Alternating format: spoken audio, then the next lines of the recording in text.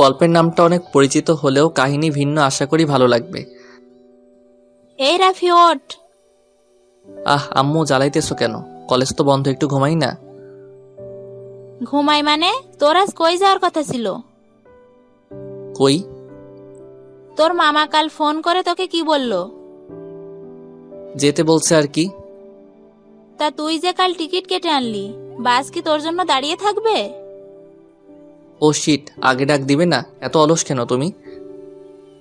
আমি অলস দ্বারা।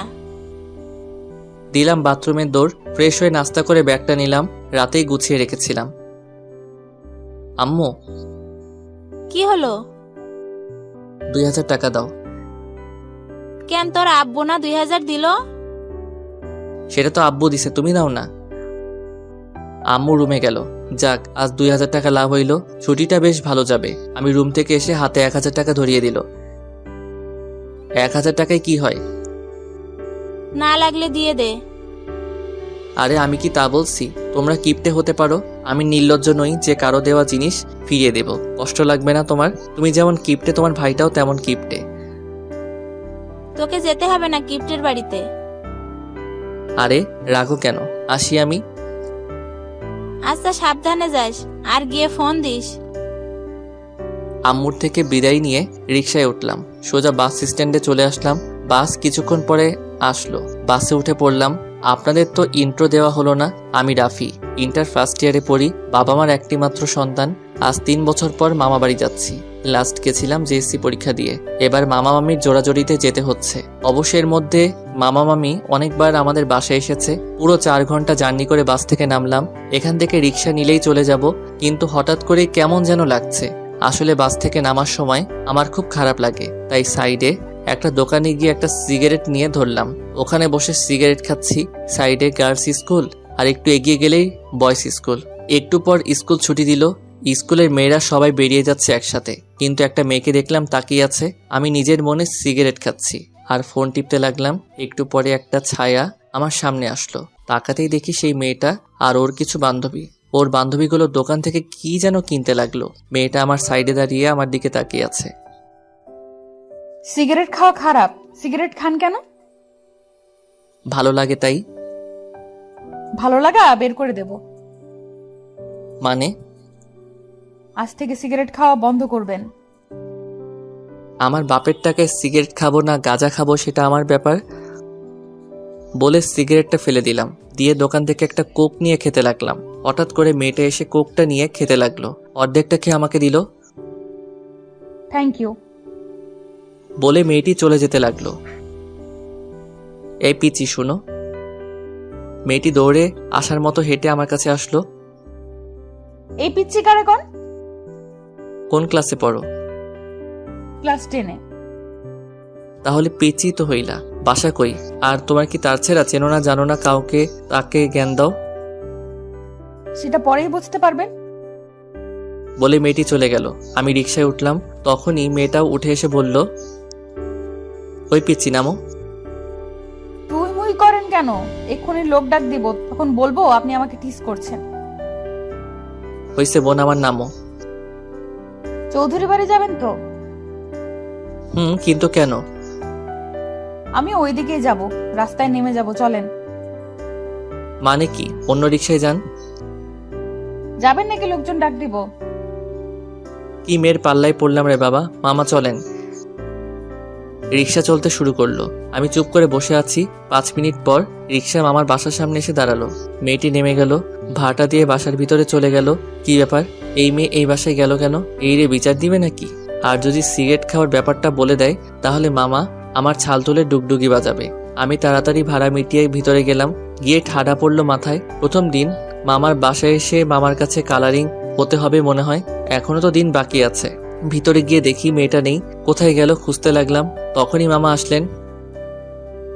কিরে, এতক্ষণ লাগে আসতে? আরে রাস্তায় জ্যাম ছিল তাই দেরি হয়ে গেল। কেমন আছো মামা? ভালো, তাই এতদিন পরে মনে পড়লো আমাদের কথা। ও, তোকে আসতে বলছে কে? না আসলেও তো পারতি। রাগ করছো কেন? এখন থেকে মাঝে মাঝে আসবো, ঠিক আছে? যা ফ্রেশ হয়ে নে। বড় মামা কোথায়? অফিসে আছে, আসবে একটু পরে। আফরিন কোথায়? দেখ ভেতরে আছে। আমি ভিতরে এসে নিজের রুমে আসলাম। ফ্রেশ হয়ে আফরিনের রুমে গেলাম। কই রে ছাগল? ভিতরে ঢুকতেই পুরো শক খেলাম। সকালের পিচিটা শুয়ে টিভি দেখছিল। ওই পিচি, তুমি এখানে কি করছো? আমাকে দেখে উঠে আসলো। একদম পিচ্ছি বলবেন না, বললে গলা কেটে ফেলবো। আরে বাবা, পিচি তো পুরো ছোট লঙ্কা, নাক টিপলে দুধ বাড়ায় আবার। ওই, আমি আপনার থেকে 1 বছর 3 মাসের ছোট, তাতেই পিচ্ছি বলেন? ছোট তো বড় তো আত হতে পারবে না, পিচি পিচি থাকে, বড় আর হতে পারবে না। আরেকবার যদি পিচ্ছি বলেছিস তাহলে তোকে। তাহলে কি চোর কোথাকার মানুষের ঘরে ঢুকে বসে আছে? ওই আমার কাকার বাসা, আমার বোনের ঘর, আমি কি করব সেটা আমার ব্যাপার, তোর কি? কাকার বাসা মানে? ভাইয়া, ও বড় আব্বুর মেয়ে নীলা, ভুলে গেছো? কেমন আছিস? ভালো, তুমি? ভালো। আর তো আসিসই না আমাদের বাসায়। তুমিও তো আসো না। এই যে এখন এসেছি। খুব ভালো করেছো, এখন অনেক মজা করব আমরা। নীলা আমাদের কথাবার্তা শুনছে আর চুপ করে আছে। আপনারা হয়তো ভাবছেন নীলাকে। নীলা হলো আমার বড় মামার মেয়ে। নিজের মামা নয়, কিন্তু আমি নিজের মামাকে আর নীলার আব্বুকে এক চোখে দেখি। বুঝলেন না তো? আসলে আমার দাদুরা 2 ভাই। নীলার আব্বু বড় দাদুর ছেলে, কিন্তু সম্পর্কে যেন তারা এক মায়ের পেটের ভাই। ছোট থাকতে নীলার আম্মু মারা যায়, তাই নীলা সারাদিন এই বাড়িতেই থাকে। পাশে ওদের বাসা। তখনই মামি আসলেন। চল তোরা, খাবার রেডি, খেয়ে আয়। চলো, খুব ক্ষুধা লাগছে। আমি আর আফরিন পাশাপাশি বসলাম। নীলা সামনে বসলো। আমি আর আফরিন কথা বলতেছি আর হাসাহাসি করতেছি। নীলা শুধু তাকিয়ে আছে। খাওয়া শেষ করে আমি রুমে আসলাম, এসে দিলাম ঘুম। বিকেলে ঘুম থেকে উঠে আম্মুকে ফোন দিয়ে বললাম পৌঁছে গেছি। তারপর ফ্রেশ হয়ে ছাদে গেলাম। কিছুক্ষণ পর আফরিন আসলো। কি করো ভাইয়া? এই তো বসে আছি, বসো। আফরিন আমার পাশে বসলো। দুইজনে বসে গল্প করতে লাগলাম। এরই মধ্যে পিচিটা আসলো। নীলা আসলেও অতটা পিচি না, আমার থেকে একটু ছোট থাকতে ওর একটু হাইট কম ছিল, তাই আমি ছোট থাকতে ওকে পিচ্চি বলে ডাকতাম। নীলা এসে আমাদের পাশে বসলো। 3 জন মিলে গল্প করতে লাগলাম। চলো না ভাইয়া, একটু ঘুরে আসি। চলো। তারপর 3 জন মিলে ঘুরতে বের হলাম। এলাকাটা ঘুরে দেখছিলাম। অনেকেই চেনা।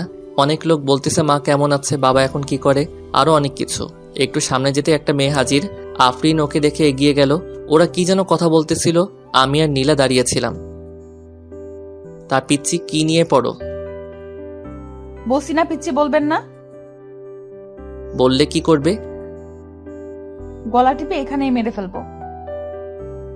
আফরিন আমাকে ভাইয়া বলে কারণ আমি ওর বড়, আর আমি তোমাকে পিচ্চি বলি কারণ তুমি আমার ছোট, বুঝলা?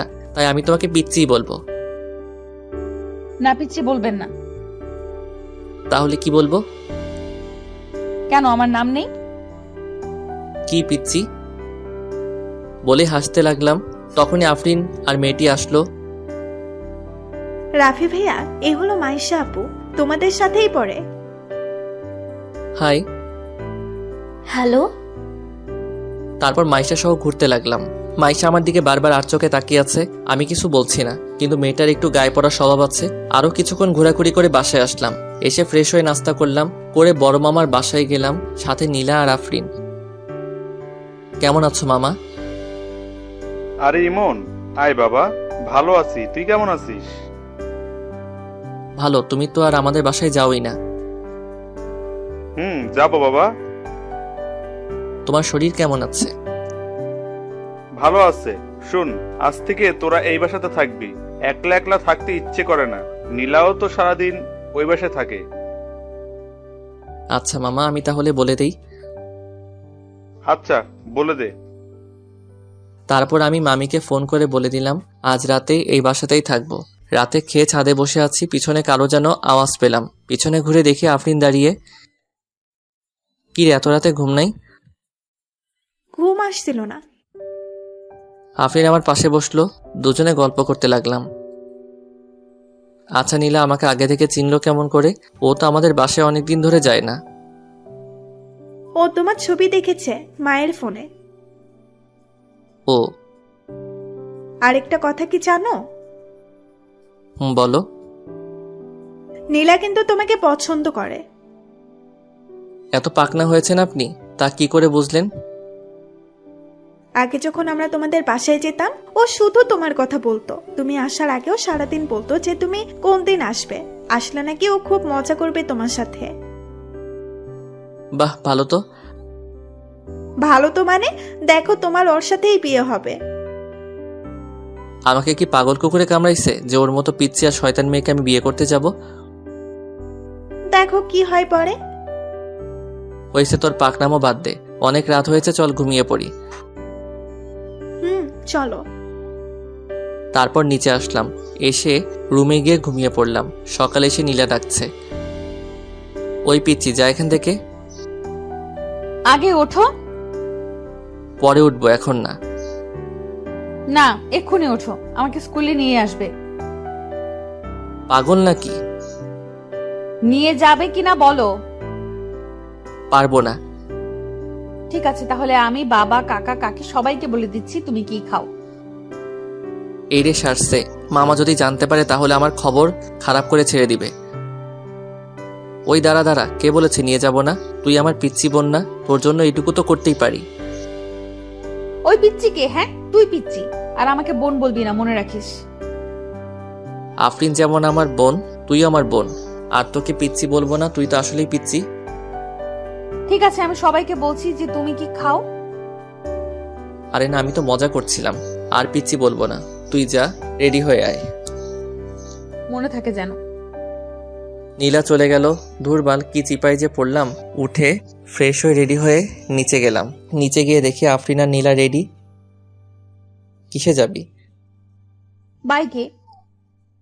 আচ্ছা তোরা দাঁড়া, আমি নিয়ে আসছি। তারপর বড় মামার গ্যারেজ থেকে বাইকটা বের করলাম।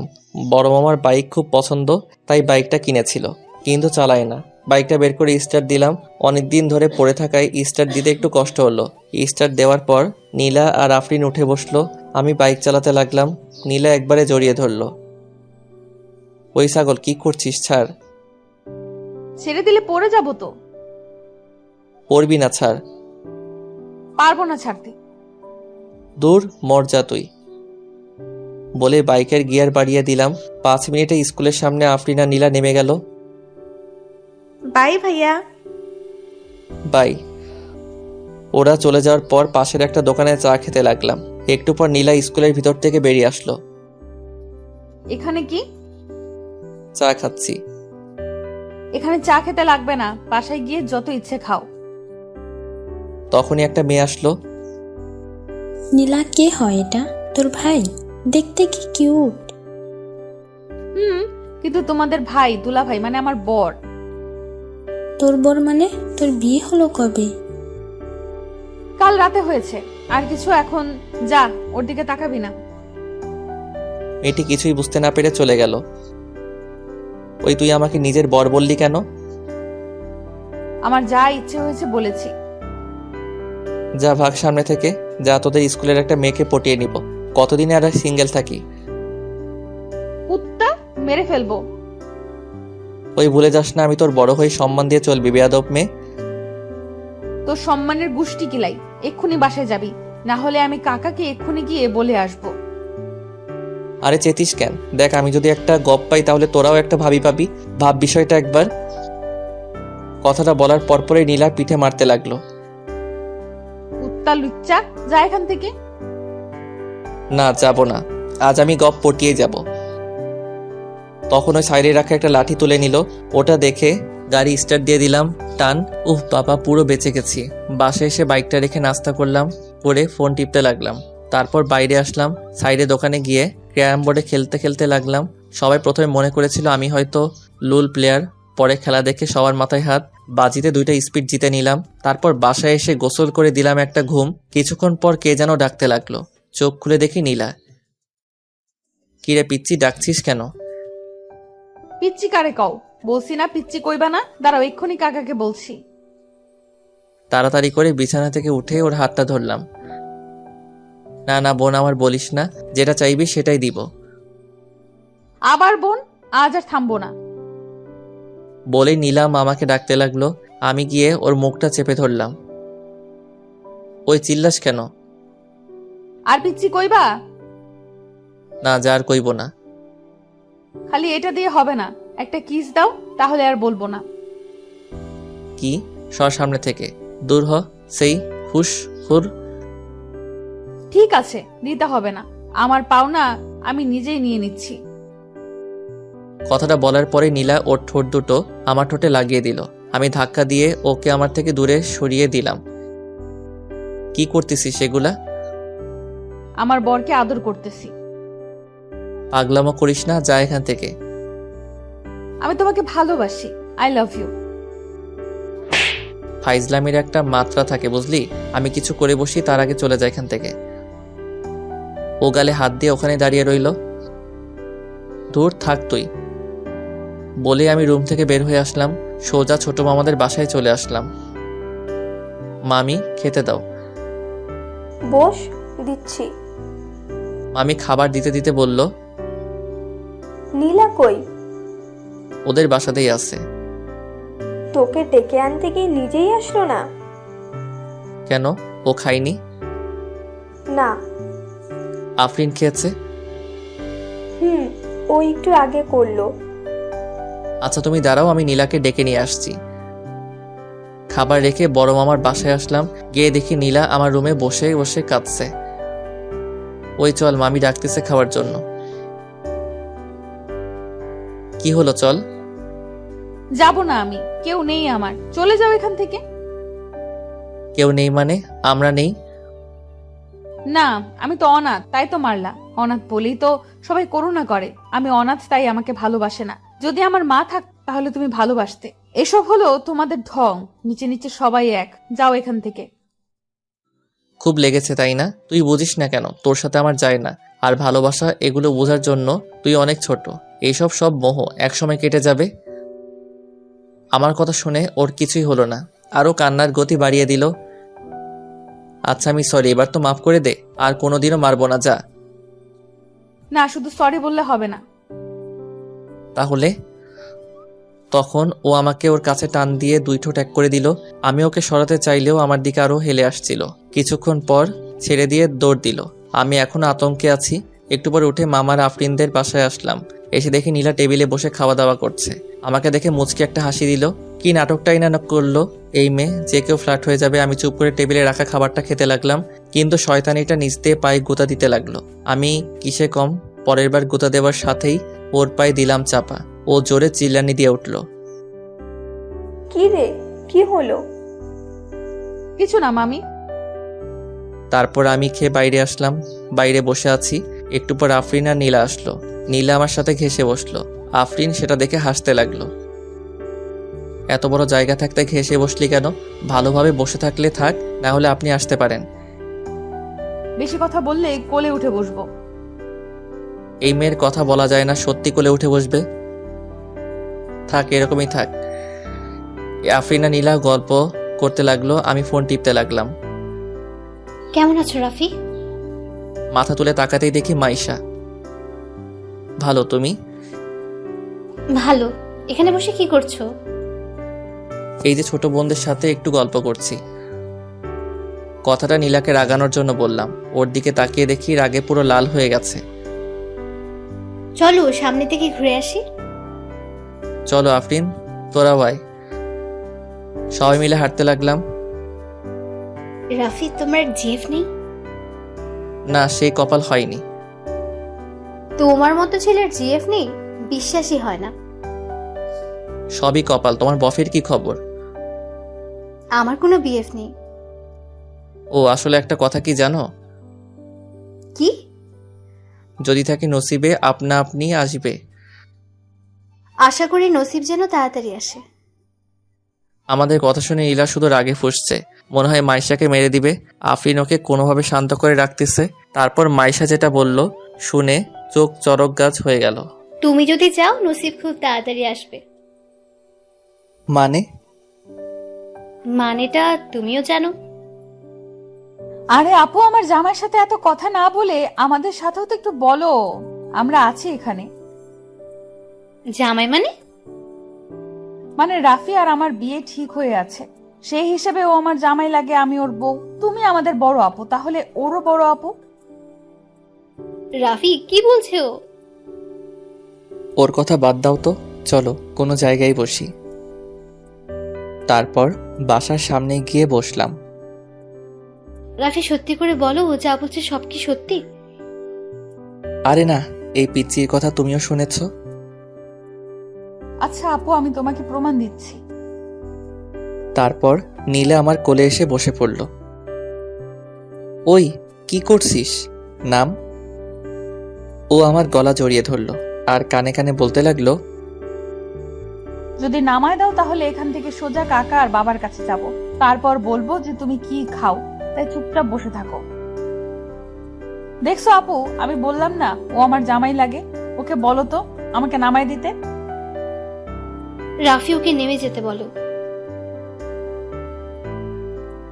আরে আপু, ও আমাকে এত ভালোবাসে যে কোল থেকে নামাবেই না। আর একটা কথা বলে রাখি, আর কোনোদিন যদি ওর সাথে পটর পটর করতে দেখেছি তাহলে ভুলে যাব তুমি আমার আপু, কথাটা যেন মনে থাকে। মাইশা মন খারাপ করে চলে গেল। আর একটুর জন্য আমার রিলেশনটা হলো না। কাজটা ভালো করলি না। আমার যা ইচ্ছে করব। এখন তো নেমে যা, লোকে দেখছে। দেখুক আমি আমার জামাইয়ের কোলে বসে আছি, কার কি। এই জামাই জামাই করিস কেন এত? আমি কোন দিন তোর জামাই হলাম? হওনি, হইতে কতদিন। তোর জামাই হওয়ার থেকে বিষ খাবো। এখন ওঠ, ভারী লাগতেছে, পা ব্যথা লেগে গেল তোর ওজনের জন্য। সেটা দেখাই যাবে। আর আমি মোটা হইলে মাইসে আটার বস্তা। আমার মতো কয়টা মেয়ে আছে এই এলাকায়, দেখাতে পারলে ছেড়ে দিব, যাও। আরে বাপ ভেবে মাটিতে পা পড়ে না। আসলে তোর মতো নুল্লু, ঝগড়াটে, শয়তানি, চিপকু, আটার বস্তা টাইপের মেয়ে একটাও নাই এই এলাকায়। ও তাই? আমি চিপকো? দেখি এবার কে নামায় আমাকে এখান থেকে। এরকম করিস না, আমার পা খুব ব্যথা করছে। ও কি যেন ভাবলো, তারপর লাগে একটা পাপ্পি দিয়ে আফরিনকে নিয়ে ভিতরে চলে গেল। আমি বাসায় ঢুকতেই মামি ডাকলো। মামি বলো। কালকে আমার ভাইয়ের মেয়ের বিয়ে, আমি তো যেতে পারবো না, তুই, আফরিন আর নীলা যাবি। না মামি, ওরা যাক, আমি যাব না, ওদের পাঠিয়ে দাও। আমি ওদের একা ছাড়তে পারবো না, তুইও সাথে যা। কি আর করার, রাতে খেয়ে ঘুমিয়ে পড়লাম। সকালে ঘুম থেকে উঠে ফ্রেশ হয়ে নাস্তা করে বাইরে গেলাম, একটা সিগারেট ধরিয়ে ক্যারাম বোর্ড খেললাম। দুপুরে বাসায় এসে গোসল করে খেয়ে একটা ঘুম দিলাম।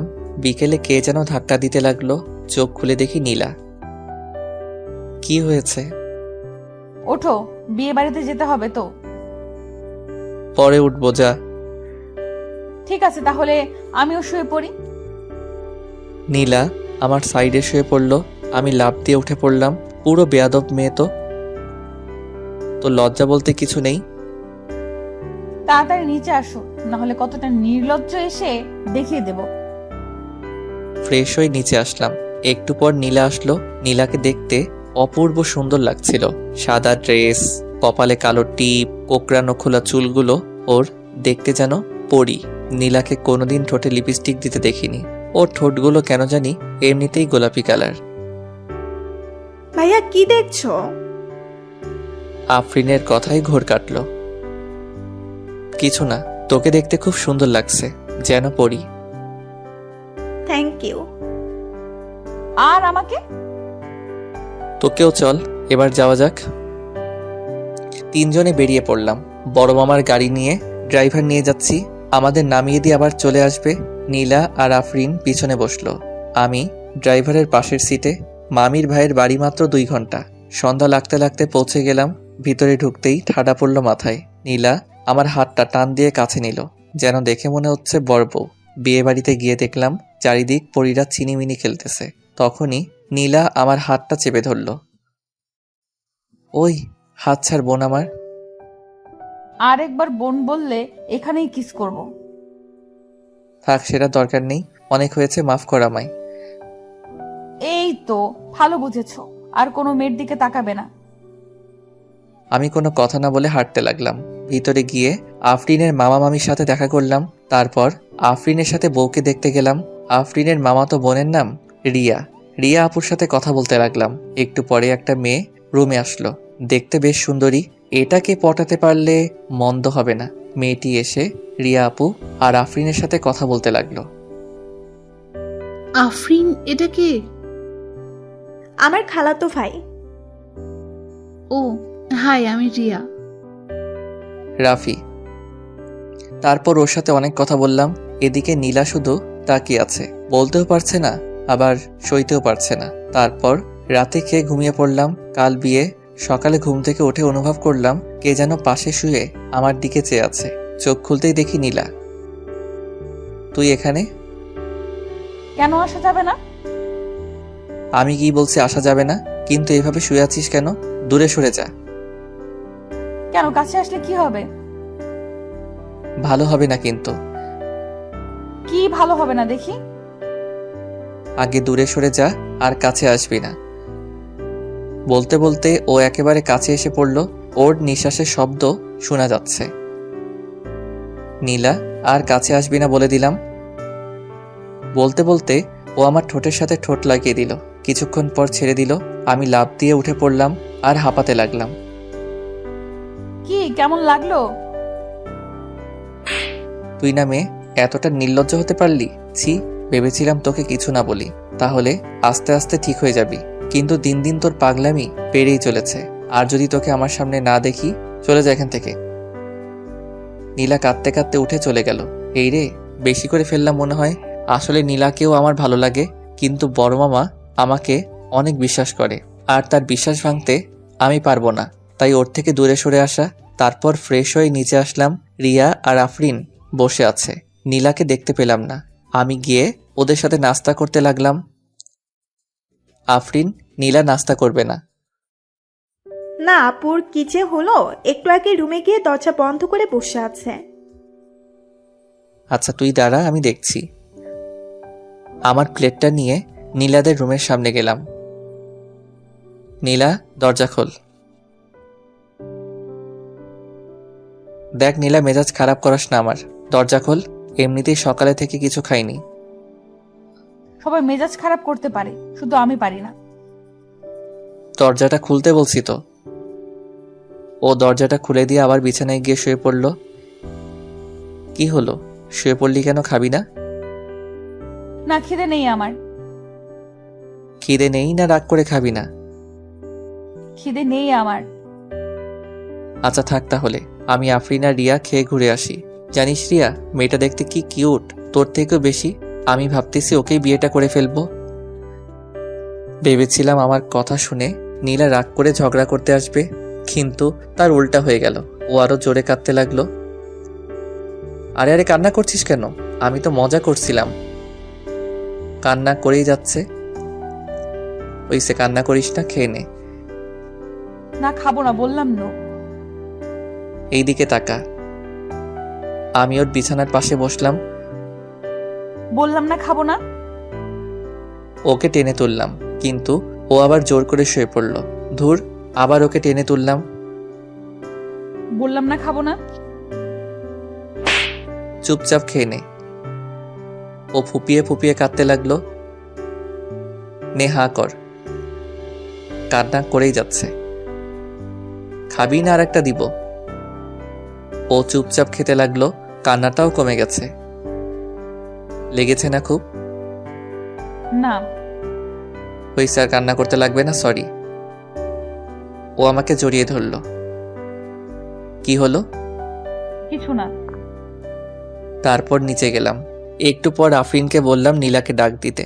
ও গিয়ে নীলাকে ডেকে নিয়ে আসলো। সবাই মিলে একটু ঘোরাঘুরি করলাম, কিন্তু নীলা চুপচাপ ছিল। বাসায় এসে গোসল করে বিয়ের কাজ করতে লাগলাম। নীলা রুমে গিয়ে আর বের হয়নি। সন্ধ্যায় বরপক্ষ আসলো। আমি গিয়ে রেডি হয়ে নিচে আসলাম। একটু পর আফরিন আসলো। কেমন লাগছে ভাইয়া? ভালো। তিনি কোথায়? আসবে না? কেন? জানি না, সকাল থেকে মন খারাপ করে বসে আছে। গিয়ে বল ভাইয়া তাড়াতাড়ি রেডি হয়ে আসতে বলল, না হলে একটু পর ভাইয়া উপর এসে জোর করে নিচে নিয়ে আসবে। আচ্ছা। আফরিন উপরে গিয়ে কিছুক্ষণ পর নেমে আসলো। আসতেছি। একটু পর আফরিন গোতা মারল। কি হলো? সামনে তাকিয়ে দেখ। উপরে তাকিয়ে দেখি নীলা নেমে আসছে। সবার চোখ তার দিকে। সব ছেলেগুলো হা হয়ে গেছে। সবার তাকিয়ে থাকা দেখে নীলা বেশ লজ্জা পেল। মনে হলো আজ রিয়াপুর বিয়ে না, নীলার বিয়ে। নীল শাড়ি, কপালে টিপ, খোলা চুল, কানে ঝুমকো, জাস্ট অসাধারণ লাগছে। নীলা আমার পাশে এসে দাঁড়িয়ে গেল। হয়তো জানতে চাচ্ছে কেমন লাগছে ওকে। আমার দিকে তাকিয়ে আছে। খুব সুন্দর লাগছে, একদম পরীর মতো।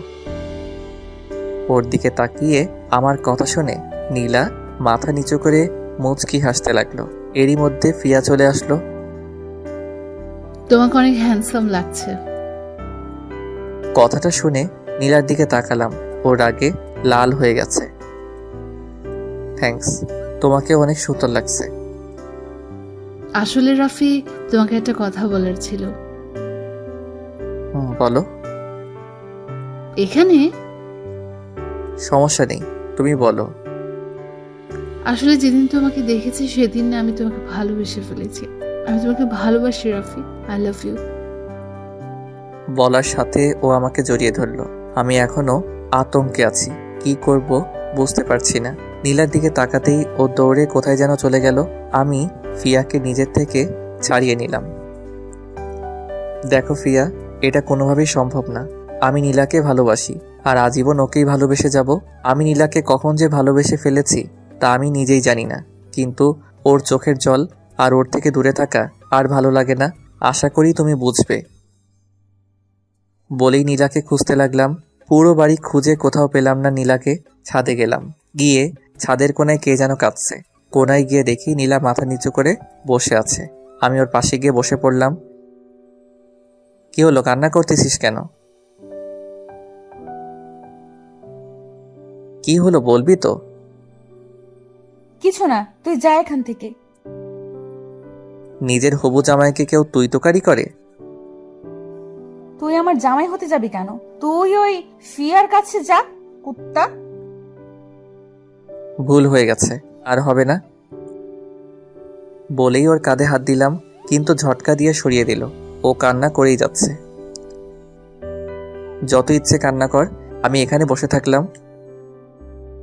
ও কান্না করতে থাকলো। একটু কান্না কিছুটা কমে গেল। দুজনে ছাদের কোনায় বসে মেঘলা আকাশটা দেখতে লাগলাম। হঠাৎ করে বৃষ্টি পড়তে শুরু করলো। নীলা উঠে চলে যেতে লাগলো। আমি ওকে টান দিয়ে বুকের মধ্যে নিয়ে নিলাম। ও ছাড়ার জন্য ছটফট করতে লাগলো। আমি আরো শক্ত করে জড়িয়ে ধরলাম। I love you. আমি তোকে ভালোবাসি না। ঠিক আছে, লাগবে না তোর ভালোবাসা। আমি একাই তোকে ভালোবাসবো।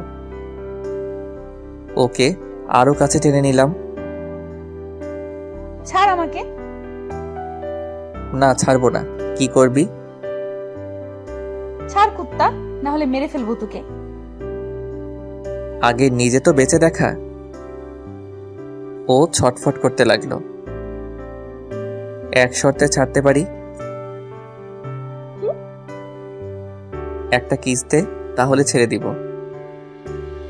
পারবো না। আমি নিজেই নিয়ে নিচ্ছি। নীলা নিজেকে ছাড়ানোর চেষ্টা করতে লাগলো। এক সময় নিজেকে ছাড়িয়ে চলে যেতে লাগলো। আমি হাত ধরে টান দিলাম। আমি দেয়ালের সাথে মাথা দিয়ে বসে আছি। নীলা আমার উপরে। দুজনে পুরো ভিজে গেছি। নিচে হালকা আলোয় নীলার ঠোঁট দুটো দেখা যাচ্ছিল। নীলার গোলাপি ঠোঁট দুটো আমাকে টানছিল। এক অজানা উন্মাদনা সৃষ্টি হচ্ছিল মনে। আমি নীলার কাছে গেলাম। ও কিছু বলার আগে নিজের ঠোঁট দুটো ওর ঠোঁটের সাথে লাগিয়ে দিলাম। বেশ কিছুক্ষণ পরে ছেড়ে দিয়ে হাঁপাতে লাগলাম। নীলা আমাকে কিল ঘুষি মারতে লাগলো। আরে আরে, লাগছে তো, মেরে ফেলবি নাকি? কুত্তা, আজ তোকে মেরেই ফেলবো। আর কোনোদিন কষ্ট দিবি আমাকে? বল। আরে লাগছে তো। লাগুক, তাতে আমার কি? আমি নীলাকে জড়িয়ে ধরলাম। ও আমাকে জড়িয়ে ধরলো। একটু পর বৃষ্টি শেষ হলো। চলো ভিতরে যাই, ঠান্ডা লেগে যাবে আর বসে থাকলে। আর একটু থাকি না।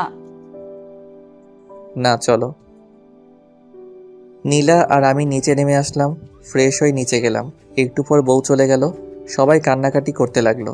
পরের দিন সবাই বরের বাসায় গেলাম, কিন্তু সেখানে গিয়ে ফিয়া আমার পিছন ছাড়তেছে না। মেয়েটার খুব গায়ে পড়া স্বভাব, নীলার চোখ এড়ায়নি, ব্যাপারটা খুব রেগে আছে। সন্ধ্যায় আমরা আফরিনের মামার বাসায় আসলাম। রাতে নীলা কথা বলেনি। সকালে ঘুম থেকে উঠে ফ্রেশ হয়ে সবকিছু গুছিয়ে নিলাম, কারণ আজ আমার বাসায় যাব।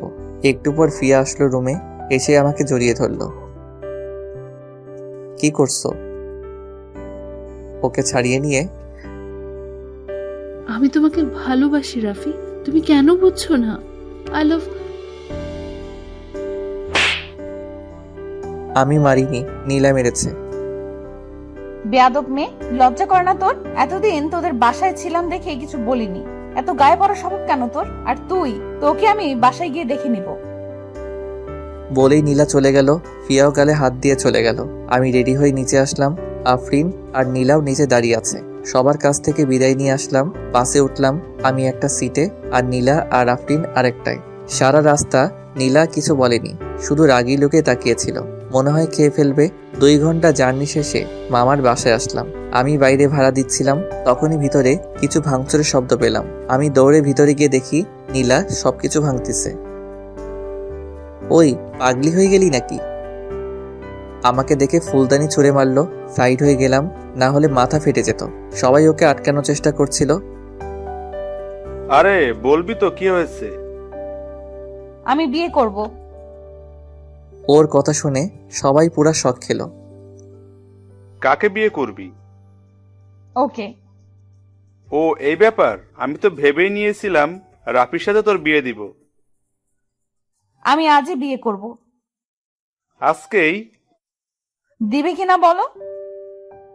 আচ্ছা ঠিক আছে, ওর বাবা মা আসুক, আজকেই বিয়ে দিব, কিন্তু জিনিসপত্র তো ভাঙা বন্ধ কর।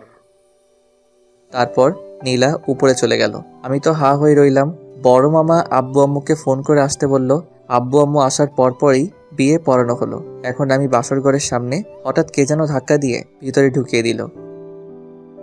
বেস্ট অফ লাক ভাইয়া। আমার গলা শুকিয়ে আসছে। নীলা বিছানায় বসে আছে, আমি ওর পাশে গিয়ে বসতে যাব। আমার কাছে আসবি না? কেন? আসবি না বলছি মানে আসবি না। অনেক চেতে আছে, ভালোভাবে বুঝবে না। ঠিক আছে, আমি মাইশার কাছে গেলাম, ওকে বলে আসি যে আমি ওর সাথে রিলেশনে রাজি। তখনই নীলা আর টান দিয়ে ওর কাছে নিয়ে নিল, এতটা কাছে যে আমি ওর নিঃশ্বাস শুনতে পারছিলাম। আর কোনোদিন যাতে অন্য মেয়ের দিকে তাকানো না দেখি, মনে থাকে যেন। আমি মাথা নাড়িয়ে হ্যাঁ বলালাম।